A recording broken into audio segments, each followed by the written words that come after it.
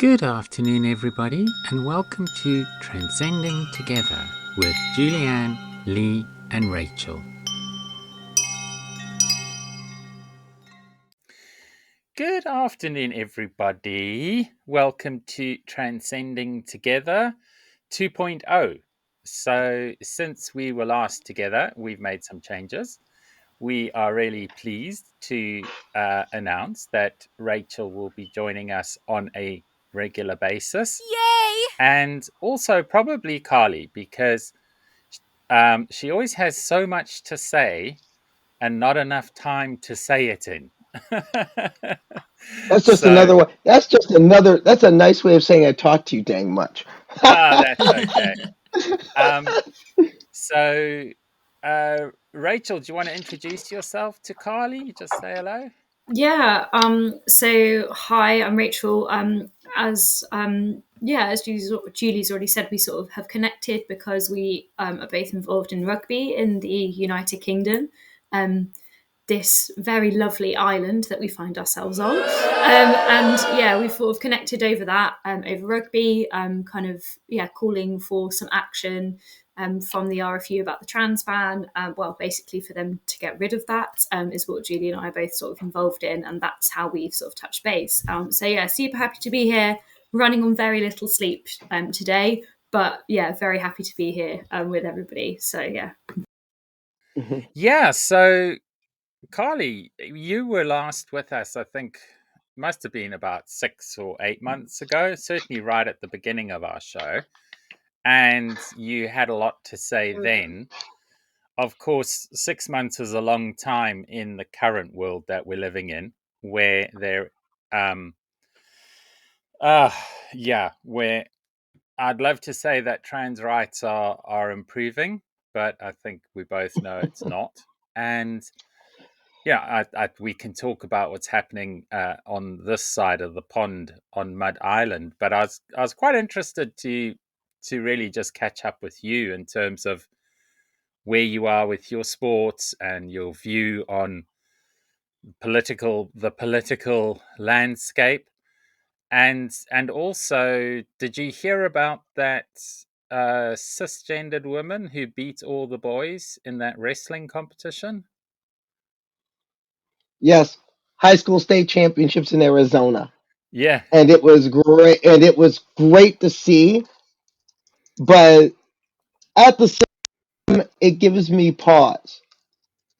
It gives me pause because so much of the story has not been.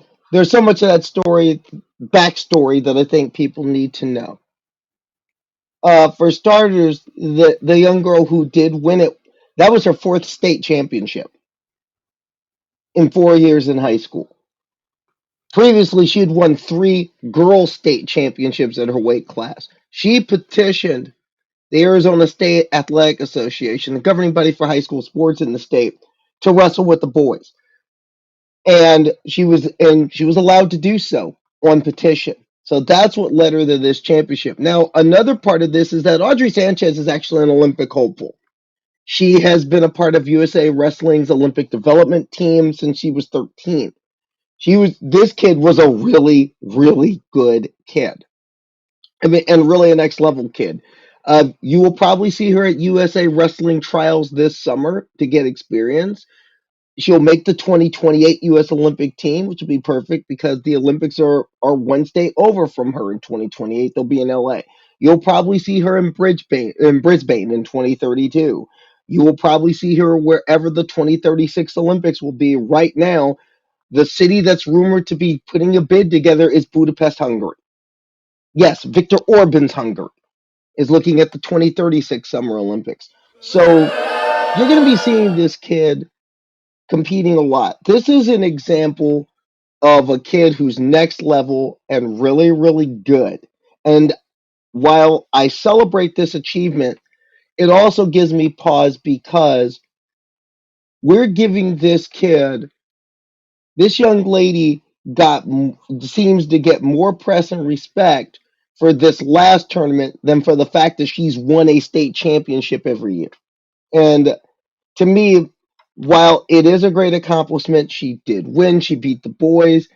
it still shows a little bit of athletic misogyny and athletic chauvinism to where this kid could only get the respect for being a champion because she beat boys. And to me, Yeah, what is that's a that? really What good message does point. that say? What message does that say about girls and women's sports? Because you see, that's the real issue to me.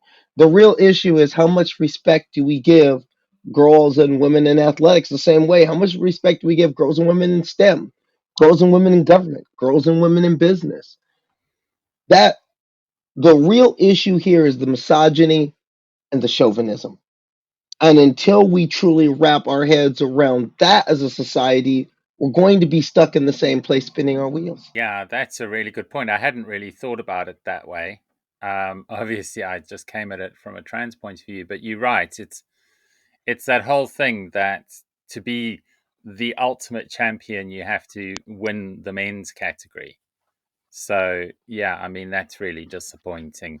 Um, Rachel Lee, do you want to come in? Yeah, I mean, I agree with what Carly's saying. The attention is that this wonderful athlete is only getting the recognition because of a certain situation rather than having got that recognition beforehand for the previous years, because she's obviously got a track record, and like Carly says, an Olympic hopeful. And yeah, it's like, why is she only getting this attention because of this one situation where she wrestled it, against the guys, and she won? Why is that getting the attention and not her actual achievement as a female athlete? Yeah, I mean, I don't Yeah, Yes, and really. I to think me that's the game right there. You're hitting the nail on the head to me. Mhm. Yeah, it was super interesting to hear that. Like, I hadn't thought of it from that perspective, and yeah, I think you're totally right. That actually it points to the real issue that we have in sport in general, which is that it's still a hugely misogynistic kind of environment where like girls and women are having to fight so much more to just get even basic access to sports. And they have to almost be so. I think my frustration always as someone who participated in sports when I was younger was, in order to actually get access and, be provided with good coaching and all of this sort of stuff, you almost have to be competing at such an elite level. Whereas that the same isn't extended for, men who are participating in sport who get access and coaching and stuff at all kinds of levels. So yeah, it definitely is a super interesting point that you just made. So yeah, thanks for sharing that insight. did you know we've got an absolutely wonderful merch store? You can buy merch from the show. You can buy this mug, which supports my rugby team, the Sussex Dragons. This is one of my favourites. This is best part of waking up, turf tears in my cup. We also have t-shirts which support my rugby team, and t-shirts which express our dissatisfaction with England rugby for the way they've treated trans people. And for you bikers out there, we've got our Sisters on Steel Motorcycle Club. Scan this QR code or follow the links on tigergirl.substack.com. Now back to the show. Yeah, I think that's a big part of it. And I have a theory that a lot of it is down to, I think, where I'm prepared to give cis women a little bit of leeway is that, and we talked about this a few weeks ago, where I feel that part of the problem is that people are seeing the pie, if you like, as a defined thing, and they're not. So women are getting this very small slice of the pie, and they see trans women coming in there and wanting to eat their lunch. And what we should be fighting for is to make the pie bigger. For me, that's the whole of the problem. That's the issue. That's the game right there. Perfect example of that. Take a look at the spending we've seen for Team GB the last funding bill a couple of years ago where they talked about we're going to put something like 40 billion pounds into the Team GB Olympic effort. Well, my question is, how much of that money is going to developing women?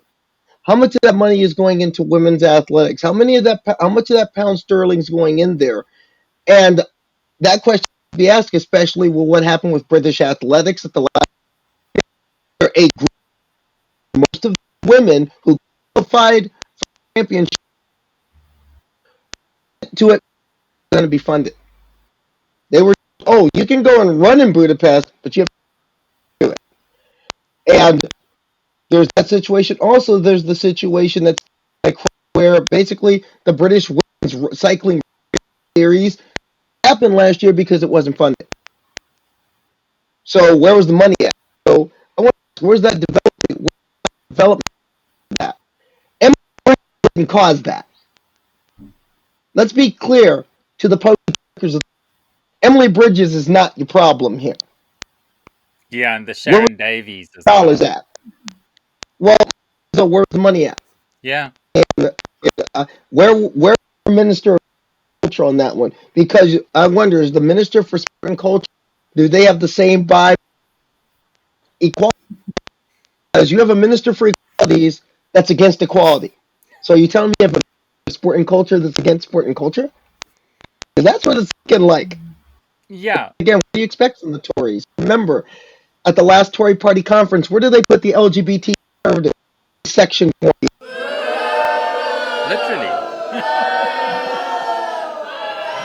Yeah, it is. And I mean, the good news with Emily Bridges is that we are both using the same attorney and the same counsel for our legal challenge. And our barrister is, I'm probably not that, yeah, she doesn't like being advertised, but our barrister is also the same barrister who represented Casta Semenya. So, yeah, so I'm trying, but again, this is another one of those examples that I was talking about earlier in terms of trying to get trans women to work together. I'm friends with Emily's mom on, well, we connected on Twitter, and I say friends because we send DMs to each other and correspond. And I've reached out to, so through Emily's mom, I've reached out and said, let's try to get together and talk about how we can exchange ideas and how we can take the fight, because there's the court of law, but more importantly is the court of public opinion. And that's the critical thing. That's the battle we're losing at the moment. And that's where we need to stand together. But yeah, just crickets, absolute crickets, nothing from them. I hope we can talk about Emily a little bit Yeah, go. Yeah, because yeah, I have, I have a great deal, I have a lot of feelings about Emily Bridges. And I think another thing is I'm always good to come on here because I believe that protecting transgender people can't just be something that's important within our countries. We have to be very internationalist in our view. We have to protect each other wherever we are. We have to fight our fights locally, but we also have to think in how do we strategize globally as a unit? Because what happens in the UK to transgender people affects me.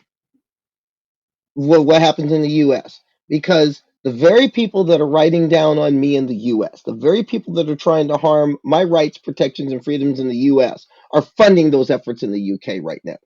And in many ways, what you're seeing in the UK is a test bed for the things they want to do here in the United States, the things they want to do across Western Europe, and the things in many ways they want to do around the world. And that's another thing I hope we get into here as well, is the idea that we in the West cannot be smug at all. It's easy to yeah. point a finger at, look at Putin, look at Xi in China, look at all them. But China. last I heard, Hungary is in the NATO alliance. Italy is in the NATO alliance. Great Britain and the United States have had the special relationship since World War II.